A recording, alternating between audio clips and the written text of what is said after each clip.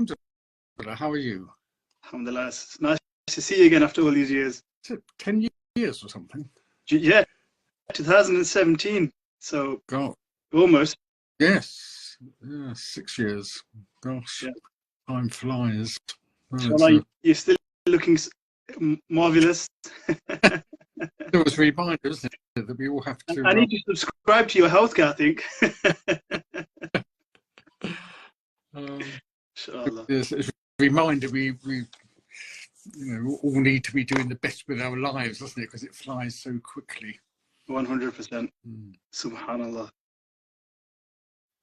Honestly, this actually podcast provided me an opportunity to almost engage with the module a bit further, a bit deeper. Actually, I was looking at some of Dr. Rabia Malik's stuff, and yeah, she's done like a few interviews and a few videos here and there. So alhamdulillah, it's been a learning experience. It's actually just very looking good. into the history. Always one of the favourites on the courses that we run, because of her knowledge and experience, but also her good heart, which comes across. Yeah. I think actually what's nice to see with yourself, Shabnam, Dr. Rabia Malik, I think all of the people who are Muslim psychotherapists or practitioners is that they actually engage with Islam. They're not just Muslim by name. There's actually a sense of knowledge. There's a sense of bringing the religion, to life. Alhamdulillah, through that practice. Yes, alhamdulillah. I think it's. I might talk about this later, but I think you have to be spiritually engaged to be a good therapist. It's not really about knowledge, though maybe it helps, but it's about the good heart and the connectedness with Allah subhanahu wa ta'ala. Alhamdulillah, 100%. So how's family? How are you keeping? Sorry? How is family? Yes, families are well, yes, and I'm sitting here ready to press buttons. I technologically challenged, always have been, so I always need someone to push buttons for me when I do anything like a Zoom and this is the first podcast, I think. I may have done one live years ago, but this is a new experience for me. I've been launched into the online work. Inshallah, it's a safe environment. Yes. Until you get caught out and then cancelled. Yes, I suppose you have to be careful what you say. Inshallah.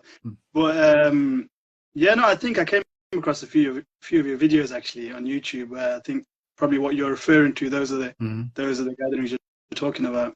It provides a new opportunity, doesn't it? A new audience, to inshallah get the message out to. I'm aware of the benefits, but I'm also aware of what's missing.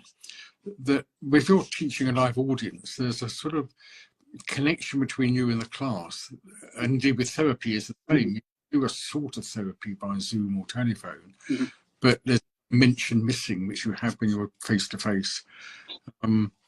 And so I'd be very reluctant if the trend continues to be cutting live lectures and seminars in favour of Zooms and so on because they're cheaper and they're more convenient. At least we should have both. There's advantages 100%. and disadvantages. I think when you've experienced that, it's hard to let go of it. I think, as you said, it's really rich, in this culture. But I think traditional people they prefer it actually, just sitting down and that sohbah and the reality of it. There's a sort of meeting of hearts, which we wouldn't say yet so far that you could do Hajj by Zoom. Yeah. We need to be physically present to do it. And as much as it's nice to watch people doing Hajj on television, on the film, we know it isn't the same experience being there. And the order is different, the magnitude is very different, but there is something of the same sort in the difference between talking to a class live and talking on a Zoom, or doing therapy on Zoom, or doing it live. There's a sort of it's almost like a subterranean connection which is there between human beings when they're physically present, which goes when you're not, I think. Yeah, 100%. Also, you got like these online nikahs. I think that came about in COVID, or possibly before. It's like baffles me how that can take place, kind of thing. It's just I guess. I can remember going to telephone nikahs 5 years ago. So from the Sharia point of view, I don't see a problem with it. In fact, at least the police aren't likely to be called to deal with family punch-ups, so there's some advantages. But yes, it would be sad if they replaced live the car ceremonies. Yes. It is. I remember someone mentioned it to me, and it's like, I don't know. Obviously, it's something like COVID, where it's extenuating circumstances or your hands being forced. You think, okay, you know what, mashallah, it's not really their choice. It's been taken out of their hand. But I don't know. It's just like the sanctum of it and the sanctity of it. It's gone. It's like it doesn't mean anything, for you to just, do you accept? And it's like, I don't know. Yes, mind you, some live nikahs where you feel that the actual spiritual content has been lost in the, with the expense of the event and the Sikh drummers, and not there's anything wrong with these things, but it can cover up the spiritual content that should be there. Yeah, and there'll be a lot of other things as well. I think even the young generation, honestly, just technology. I mean, I thought my generation had it bad, right? Where it was just limited to like certain games and interaction with the console. But now it's like, and the online aspect of the games, and that it's a different type of companionship where I would even say, I wouldn't know if you would call it companionship, but it's just a different form of socializing, and people are just addicted to the online aspect of a game. Yes, and nobody writes letters anymore. Sometimes write letters. It's unless you're in prison, that's probably about it, I think. For me, feeling better with a pen, actually. You can, I think, talking on the telephone or something like that. But it's pretty rare now. Yeah. It's, I think prison's a good, the correspondence that takes place in prison is probably the best example. Probably the only place now where you would write a letter, I think. Otherwise, it's just email. Yes, I haven't experienced that yet, but it's good research showing that if you're writing by hand in a cursive script, you use phenomenally more neurons than if you're typing with a keyboard, and you use many more neurons typing than you do when you're texting. Yeah. And your body is engaged with the physical act of writing. Say if you're using cursive script, using a pen, and that's connected with the feelings, and so you get a different experience writing with a pen than you do through other means. And I've heard you've now got children that don't know how to sign their names because everything's done by keyboard. Yeah, 100%. And when we come to talk about Islamic psychology, and that's why it's needed, why it's needed now more than ever, it's all these things that are happening that are taking, I could say taking people out of their fitra, or unbalancing in subtle ways. And it's not that any one of these things itself, is going to create a psychological problem, but it's the compound effect that weakens our resilience, I think. We are no longer as integrated as we were as human beings. Yeah, and I think that's interesting because obviously in an ideal world you'd want to be as engaged as possible, as present as possible. But it's just part of the modern world now. It's really difficult. Like even your motionless hours, the times when you're not doing anything, generally we sit at a desk, we sit down. So I don't know, it's the modern psychology is different, I think, to what it would have been, you know, a decade ago, I guess. Yes, yeah, I've certainly seen big changes in my lifetime. See, are we back? Bismillah. So one is, you know, I know I joke about not being technologically proficient, but I prefer it that way. You know, I prefer my drug dealer's phone to a smartphone. Because I feel drained with computer use. Yeah, and actually, it's difficult, isn't it? Well, I don't know. Would you say? Do you think the mind can get used to it? I mean, people have been doing it for years now. You can get used to anything. It's because of whether it's good for you. But then I use a car. I mean, it's better to walk or ride a horse. But you know, I'm not going to take a horse down to the supermarket. So, you know, we adjust to these things. But there is a particular benefit about horse riding, as we know, and there's a benefit about walking in the right way, and we don't do it as much. There's a whole range of things in our lifestyle, and of course, diet, and one of the cultural changes that make it more and more difficult for us to stay in balance. No. 1 second, let me just.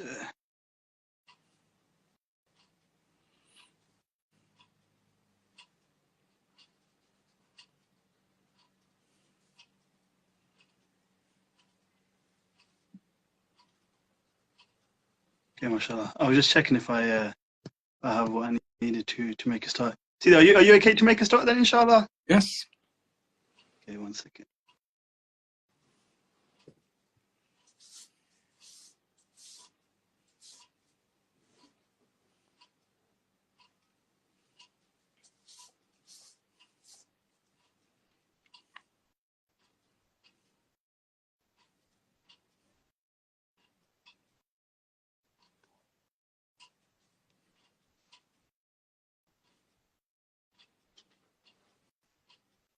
Okay, inshallah. أعوذ بالله من الشيطان الرجيم بسم الله الرحمن الرحيم الحمد لله والصلاة والسلام على رسول الله وعلى آله وصحابه ومن والاه.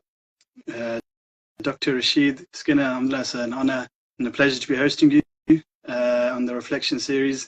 I believe your first podcast after many years, and inshallah, hopefully be a good experience. Yes, I'm apprehensive.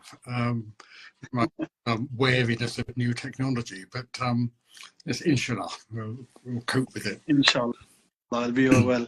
So, alhamdulillah, Dr. Rashid Skinner read anthropology and psychology at Durham University, after which he continued his study in anthropology under Professor John Blacking at Queen's University, Belfast, and went on to pursue training in clinical psychology at the same university, whilst also undertaking training in Jungian analysis. He qualified as a clinical psychologist in 1976 and has been in continuous clinical practice, which is a period of over 40 years, mostly with the National Health Service. My apologies. He was appointed as a consultant at Linfield Mount Hospital, Bradford in 1990. Dr. Rashid formally converted to Islam at the London Central Mosque in 1977, following an internal experience a few years earlier.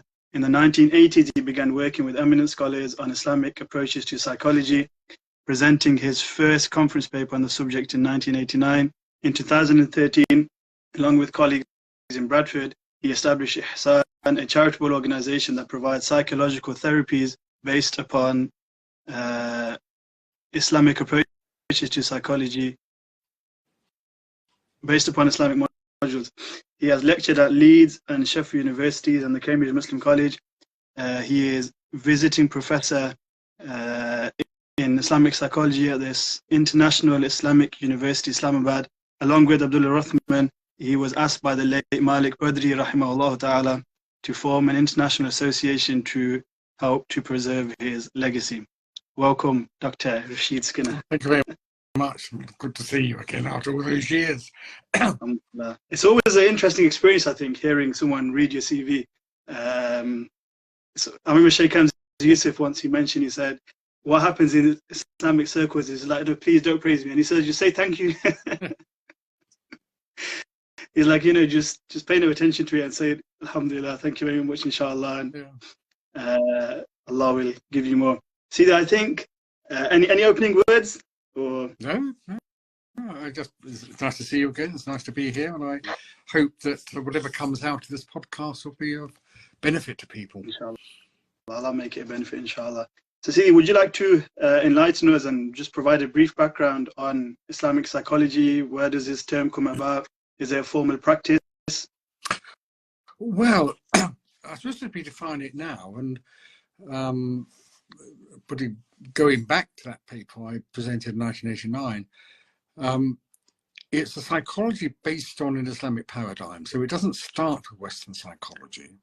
It starts with what the Quran and Sunnah say about the nature of the human self. And for myself, and I think this is generally accepted, we then look at the way classical scholars, like Al-Ghazali in particular, who were sort of imbued within Islamic culture, were working always within an Islamic paradigm. The way they understood these concepts as it would apply to human psychology, and beyond that, how that would inform clinical practice. So there's a psychology that starts from the Islamic paradigm, and the word paradigm, it comes from the Greek, and not its absolute root meaning, but it's very close to it, is a design as in a carpet, a motif, something that runs through everything. You can change the fabric of the carpet and the size and the colours, but you recognise the same pattern going through it, and that's how I like to think of the Islamic paradigm of psychology. It's something you stand on that permeates everything you're doing in understanding the nature of the self and how you perform therapy. So the difference, if you start from that understanding of psychology, so what does the Quran particularly say about the nature of the human self, then you develop or come to a distinctly different psychology to what has developed from late 19th century Western paradigms, with a few exceptions, which we might mention later. And the particular difference is that for us, the most important part of the self is the qalb, or people do use different terms for this, but following Al-Ghazali's predominant use, then we talk about the inner heart, the inner spiritual center of a person, which connects with Allah subhanahu wa ta'ala, which connects with ruh, that receives inspiration, and which contains within the sense of fitra. And this is, if we don't acknowledge that, and in 95% of Western psychology isn't, or in fact, certainly in traditional Freudian analysis, it's completely denied, to the spiritual experience or belief is regarded as delusional. I mean, Freud used that term. So you end up with a very incomplete way of understanding the human self. And I think it's like trying to do surgery and not realize there's a human heart, or not understand it in a physical sense.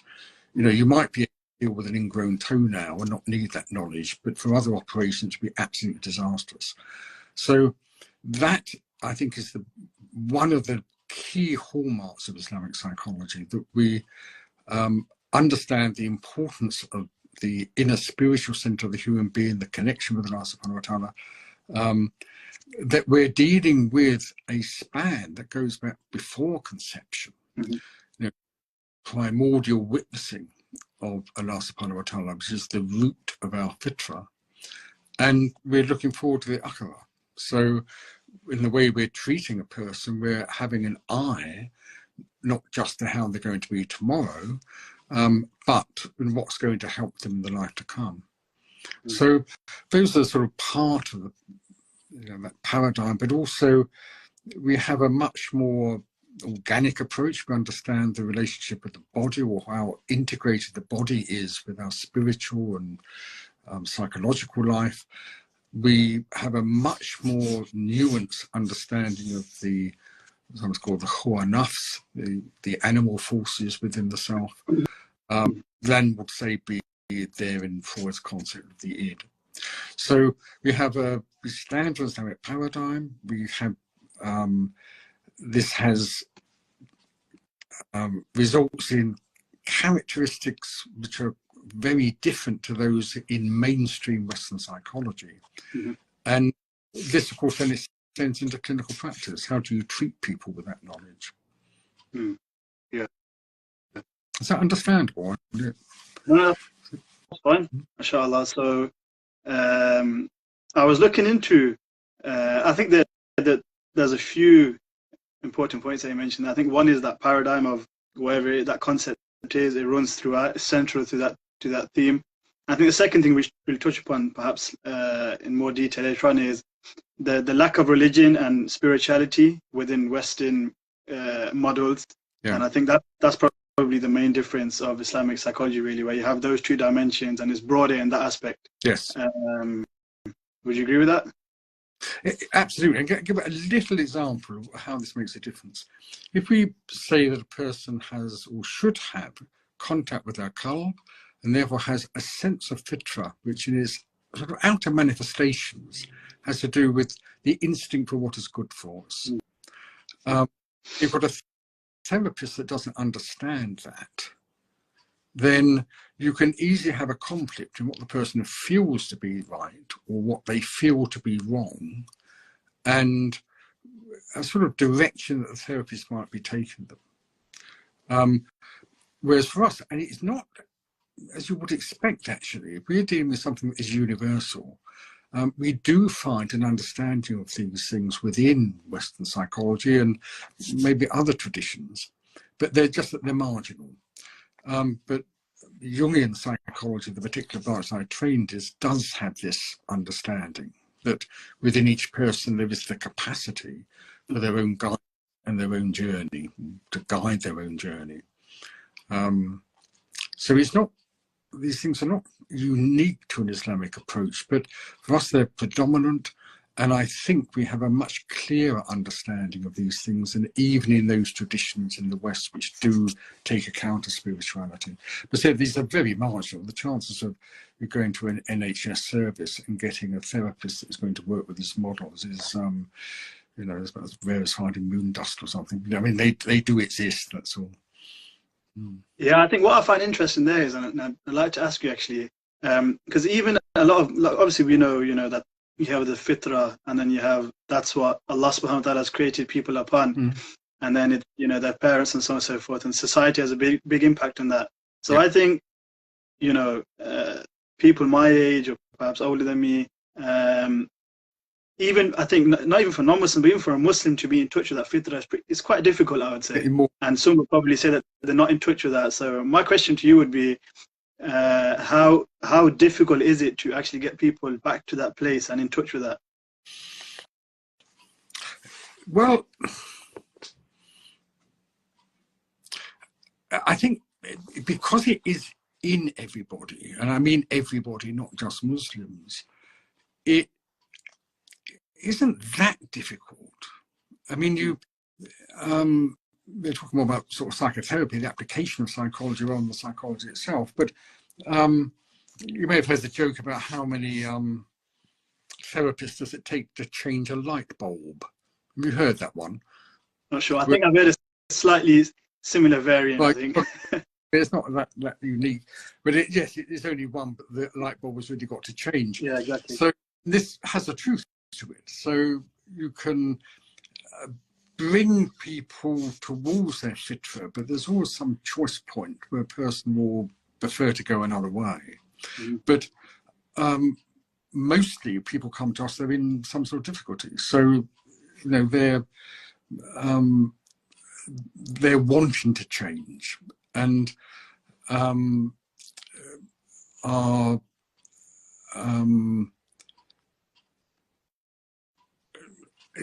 and putting the eye's attention onto this part of the self, even the concept of it, you can often bring it about. I mean, a very simple example of this would be the importance of dreams.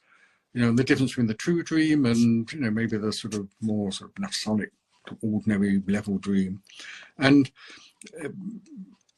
So as a therapist, I'd almost always ask about people's dreams, even if the problem seems quite a simple one.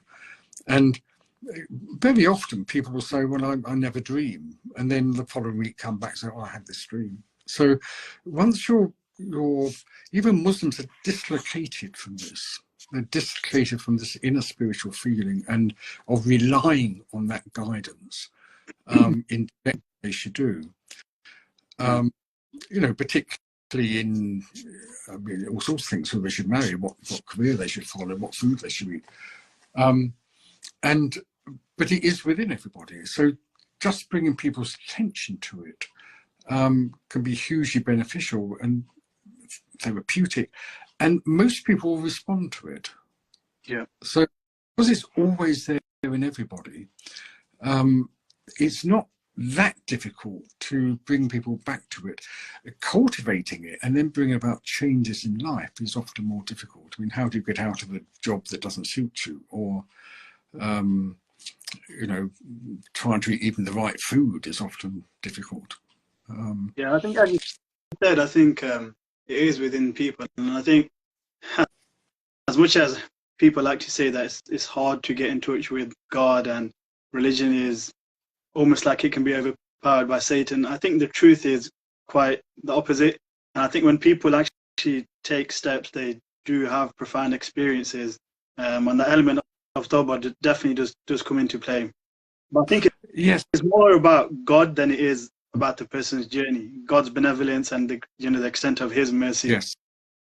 Yes, and I think most of us know the well-known hadith. You know, we take a step towards us, one trying to take several towards us, and so on. And I think also there's a mercy in our times that you know, I know this also from hadith, that as time goes on, life is going to get more difficult for us. But what we manage to do has more reward for it.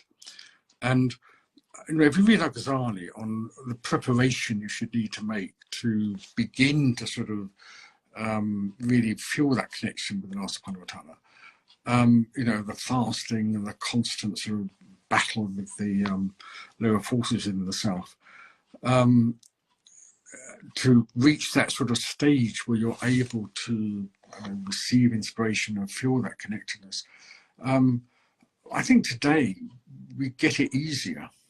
You know, people need the intention and work towards it, and then the miracle comes.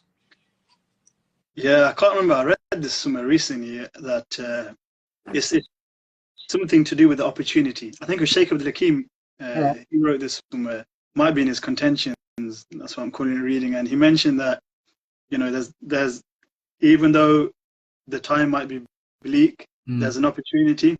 Yes. And where there's most darkness, you have the opportunity to spread the most light. Yes. It's an interesting way of looking at it. But put more eloquently than me, but I think it's the same thing. Yes. See, I just want to read you something that on Malik Badri, just to transition to the next question. So, Bismillah. Don't worry, Malik. Freud signs their paychecks. These were the words that once comforted the recently deceased father of modern Islamic psychology, Dr. Malik Badri, upon complaining to his friend that he was ridiculed by fellow psychologists, including Muslims, when he attempted to present an Islamic framework of psychology to them in the 1960s. Having trained as a psychologist in the UK after completing primary studies in his home country of Sudan and his bachelor's and master's degrees from the American University of Beirut, Dr. Malik Badri was elected as a fellow of the British Psychological Society. Whilst he was there, he felt there was much from his training that could benefit the Muslim community. He also witnessed fellow Muslim psychologists adopt wholesale the staunchly secular frame of Western psychology, in which there was no room for religion or spirituality. Dr. Malik Badri was very concerned about the serious cultural and ideological dilemmas that would result from what he referred to as an ethnocentric, indiscriminate exploitation of secular Western psychology to Muslim and third world countries under the guise of the scientific superiority of the West. He was particularly concerned that students of psychology in Muslim countries were swallowing the kernel of psychology with its nutshell, keeping the baby with its filthy water. This then led to the publication of Dr. Malik Badri's famous paper, Muslim Psychologists in the Lizard's Hole, followed by his best-selling book, The Dilemma of Muslim Psychologists, published in London in 1979. This magnum opus, along with Dr. Malik Badri's numerous other books, have inspired many to refuse the uncritical acceptance of Western psychological theories and practices, and instead revise them according to an Islamic worldview. So I actually find that very fascinating. And see, they just tell us a bit about Dr. Malik Badri, who many credit to be the sort of godfather or the father of modern Islamic psychology. Yeah, I was going on that in particular. What Malik is describing is put well basically by a Filipino psychologist, mostly in the 1980s, called Enriquez, who objected to the intrusion of American psychology into the Philippines, and he spoke about a colonization of the mind. And this is the particular danger of psychology, that it influences the way we think about ourselves. So psychology influences its own subject matter. And we see this with the intrusion of Freudian ideas, for instance, into the West. You know, fundamental of Freud is that almost everything is the combination of a sort of animal instinct plus social conditioning. So there's no such thing as a divinely guided right or wrong, for instance. Everything is relative. And we see this in Western society, this way of thinking. It's not entirely Freud. You know, Marx also has a role to play, but and others, but you can see the drift, the impact of this. And then we begin to think about ourselves in that way. We begin to forget our own spirituality, because what we're taught about ourselves in psychology, particularly of course if you're studying the subject, but it seeps into the folk culture. We become detached from our own spirituality. And what Malik saw was this happening in the Middle East in the 1970s. He was trained as a British psychologist, which in those days was a very empirical training. So he didn't see a lot wrong with empirical psychology. It's like universal. And I think this is correct, you can't dispute that. But when he went to the Middle East, most people were studying in America, which was then very strongly influenced by Freud's ideas, and were bringing back these ideas. He reacted to it. I mean, in effect, he didn't use the term, but he saw this as a colonization of the mind. And thus, the paper into Lizard's Hole, reference to the hadith, that the day will come when the Muslims will follow those that came before them, even into the Lizard's Hole. And you know, it's a very rich hadith. The Lizard's Hole is labyrinthine. It goes off in different directions. And it typically has two entrances. So it also alludes to hypocrisy. And as you said, he first read a paper out in Arabic with that title and got a very antagonistic response. He says, somebody shouted out, well, can you have a kafir physics then? And as you said, he was comforted by somebody who said, well, afterwards, said, well, what to expect? It's Freud pays his people salaries. You know, they've got the PhDs, they're the, you know, the big people, they've got their, you know, their jobs back in Middle East universities. If you say it's all rubbish, you know, well, what have they got? You know, they've lost a job. So that's how it started. And as a, and he couldn't go further. So when I,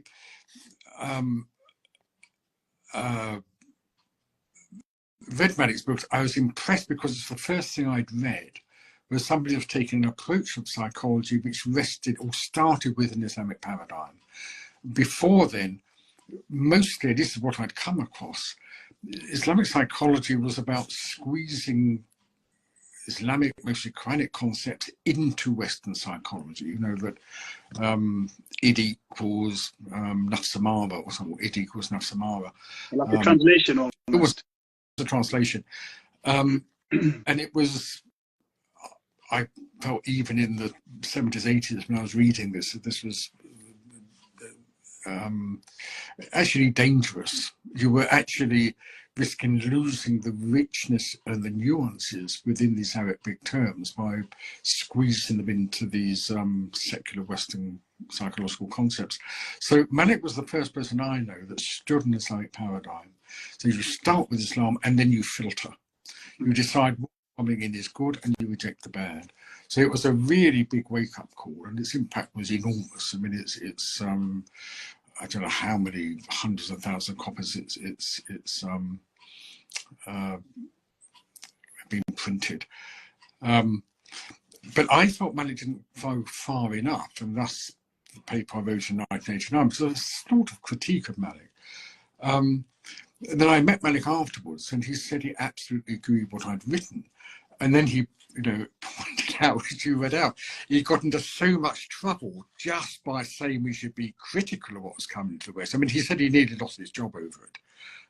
Had he gone further and said, you should go back to actually basing a psychology on mainly the Quran, but also with reference to scholars like Al-Ghazali, which weren't then popular in particularly the Arab world. They were sometimes the works were known as the yellow books.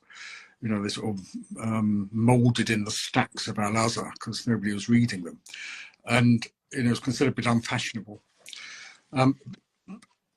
But so when I met him and he said, he absolutely agreed, we collaborated thereafter. Sure. And also what he was like, he was saintly, this Malik. I mean, he really had this spiritual quality to him. I never heard him criticize somebody unkindly. He was always extremely modest. He always take care with undergraduate students and people that would ask him questions. Always kindly. So he was an exceptional loss, actually. Again, referring to this one version of the hadith, which is each generation that goes is slightly worse than the one before, as we get away from that of the Sahaba. Yeah. And I felt this strongly when Malik passed away, that we're not going to see men like him again, that my generation is not as good as his was. So a sad loss, but he left us with a very powerful legacy, not just in contributing that book, which then led to, the further discussion and debate around it and the development of Islamic psychology, but also in an operational way. That is, with Malik, that we ran courses that we've been running in the UK. We began to run them worldwide in Turkey and Indonesia and Pakistan and so on, and the beginning to train up therapists and have an international network. So he's left that legacy behind, which is growing, and will do so. Inshallah, Allah allow us to preserve his legacy and inshallah take it forward. See, when you mentioned that he began with a Islamic paradigm and he wasn't really translating concepts, can you just elaborate on that? Well, so up till then, I mean, it's connected with what was the Islamicization movement. We sort of arose out of a sort of post-colonial Simleben, as the German term, a sort of cultural context. And you could sort of see it as being,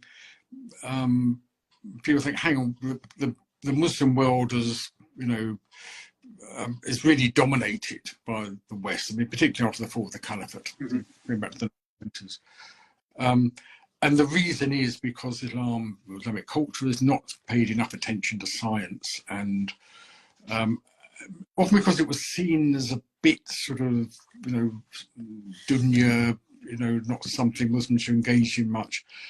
So there was I think a correctness in that movement, in the recognition that Islam or Islamic culture needed to be more balanced. It wasn't just twirling around in ecstasy or, dissecting minute points of fiqh. We also needed to, be engaged in physics and medicine as they were in what was often called the golden age of Islam. And one branch of that was the Islamicization of psychology, but it resulted in something which, certainly for me, and of course I wasn't part of that system, but I was British in Britain. I'm not, was uninfluenced by those things. Was the it just seemed barren. It was worse than that, as I said earlier. It was a danger of actually corrupting Islam. If you start translating a word like qalb or even huwa nafs, as an id or something like that, you're in danger of actually then blinding people to the richness and the nuances of these words, which are almost infinite. Malik was the first person that didn't start from Western psychology and how do we bring Islam up to date. I mean, other examples would be, in physics or something, well, Islam has the Big Bang, theory first because it's in the Quran. Well, maybe, but, you didn't do anything with it. It's not terribly useful, I think. Well, it didn't seem so to me, but I mean, we come from different cultural backgrounds. I mean, we're talking about going back to the 1920s, and in my case, we're talking about the 1970s, 1980s. It's a different world now. Malik was the first person that didn't start from that. He started from a different position. It was certainly the only thing I'd read that started from start with Islam. What does Islam say about whatever human relationships? What's good, what's bad, and what is natural? What is it? And then from that, you evaluate what's coming in with the West. And, what on earth is Islamic about the Oedipal complex? It makes a lot more sense now, because he's actually looking at nafs in its meaning, as in what does nafs mean, not trying to look for a parallel in the Western. Well, he didn't quite, it was very small. So he had clearly thought about it, as he said to me afterwards, but the book didn't itself present an Islamic psychology as such. It presented a basis for filtering what was coming in from the West. But that was, as far as I know, unique. Nobody had done it. That for the Islamic paradigm, he was standing on a set of Islamic values and then testing what was coming in from the West against it. Does this meet with an Islamic understanding of the self? Does this meet with what we know to be natural? But he didn't actually, in that book, present himself a model of, the self from Islamic sources. Though he'd thought about it. And as years later, he was also interested and had looked at particularly Al-Ghazali. But the problems he got at that time meant he kept quiet about it. Well, I think it's even, mashallah, just to even, I think, look at the concepts and what does Islam say about something like that. I think even that's, it's quite innovative, to be honest with you. And it had a far-reaching impact. Yes. And then from that, we were able to take it forward. So so my people say, well, that's good enough, but, we need to start going back to Islamic sources and what does Islam say about the self and constructing a model, not just filtering what comes into the West, but actually having our own psychology that goes back to our own sources. So Malik absolutely agreed with it. So could you give us a brief history from Malik Badri up until now, just the evolution and the development of Islamic psychology? Well, it's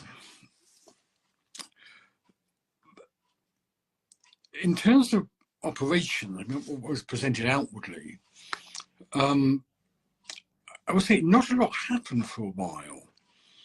I mean, it did. I remember meeting Malik, Rabbi Malik quite early on. So other people were working, having the same sort of ideas that we needed to have an Islamically based model of understanding the self, of psychology, and also we should go into our own traditions in terms of therapy. Yeah. So in the UK, at least, it was partly a matter in the 80s, 90s of meeting up with other people that were thinking the same way, and of always going back to Islamic scholars. And I was fortunate in knowing a number quite well in the 80s and 90s, because you have to go to people with a very, very good knowledge of Arabic and, Hadith, Quran, and also, I would say, classical Islamic scholars, to say, well, I'm eating this in my clinic, or, Jung's saying this, have we got an Islamic understanding of this? So not a lot, I think, was happening in terms of operations until, we started the training courses in the UK to orientate clinicians, so people that are already qualified, in an Islamic direction, to get them to stand in that paradigm, so they didn't get sucked into, a non-Islamic way of thinking about the self, which is the big risk. Yeah. You're going to study psychology, even more so, you're going to study psychotherapy, and you haven't got a clear understanding of an Islamic view of the self, you're liable to get even more distorted in how you understand yourself and other people. If you've got a model there, you're able to resist, you're able to filter, you can take what's good and you can reject the rest. Yeah. So we started about 14 years ago. I think you were the product, in a way, or your course was of the result of some of that thinking, of some of the things we developed for the courses. Yeah. Then, as you know, we started Ihsan, an actual putting into practice, starting in Bradford about 10 years ago or so. Parallel to this, and but quite independently, the Khalil Centers in America developed. In some ways, much the same way. So the same sort of understanding that we needed an Islamically based model of psychology, and then putting it into practice. The interesting thing is sort of the timing of these things. I think, so why did things start, say with Malik's first paper, I think it was earlier in the 70s, his book in 79, and then this later huge growth in Islamic psychology. And I think it has to do with the fact, or one of the factors is, which we discussed earlier, about society getting further and further away from fitra. And I've seen this in my own lifetime. So that's generally, I'm not talking about Muslim patients, just generally. The problems I've seen in 40 odd years of practice is people's problems are getting more and more layered and complex. And the demand for psychological services has risen astronomically in that time, just generally. And this affects Muslims as well, particularly in the West. I was once at a symposium with Malik in Qatar, about 8 years ago, in Abia. There's about 16 of us, but there was a North African psychiatrist getting a bit fed up. And he said, why do we need all this discussion about, qalbs and akal and horrors and nafs and so on? And said, somebody's depressed, they come to me, I give them antidepressant and they're better. Well, it was, it had a sense to it. I mean, nobody would claim Algeria was some perfect Islamic society, but in very basic ways, people, extended families stay together, people have a strong sense of their own identity. Their knowledge of having a spiritual part has not been, of themselves, has not been overwhelmed with other ideas. And in a very rough way, people live a sort of fit-free life. And there's always been mental illness. People have always had depression. Even Sina's dealing with it, like Ghazali and others. But they can be treated fairly. The way we live lives now, and increasingly, is so out of filter with fitra, And it's so much more difficult to live a fitri life that we get more and more problems from it. So you need a more sophisticated psychology, I think, to understand it than you did in the past. Because there was an understanding within Muslim culture of human psychology, and there were services. There were always hakims, there were always sheikhs. The Prophet, peace upon him, recommended everybody should have the khalil, the good friend, the mirror. And in a society that's fitri-based, and not just Muslim society, but also around the world, that's sufficient. Yeah. So we've got, we look at the history of how an Islamic psychology develops, but you've also got to look at the social context of this and the pressure on this to develop, the demand for it, which has to do with the nature of the society we live in and more Muslims living in that society. So see, how difficult was it actually to take Malik Badri's sort of framework and actually put that into a proper practice or a proper model? Well, you could actually to go beyond what Malik wrote. So in the 70s and 80s, I was going to scholars like Hassan Gait and Dr Holland and others, and saying, well, what does nafs mean? What does cold mean? What does remember, I studied Jungian psychology, which was the one Western psychology which is close to an Islamic model, I would say. It does have a concept of spirituality, has a concept of inner guidance, has a concept of true dreams. Mm-hmm.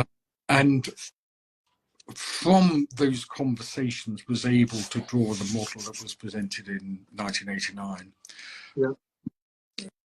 And then my own thinking has improved on it. I mean, that was, I look back at it now, it was republished in 2018, I think. And I look back at it now, I don't agree with that now. But the basis was there and it made sense. So there's a sort of ishma to it, I suppose.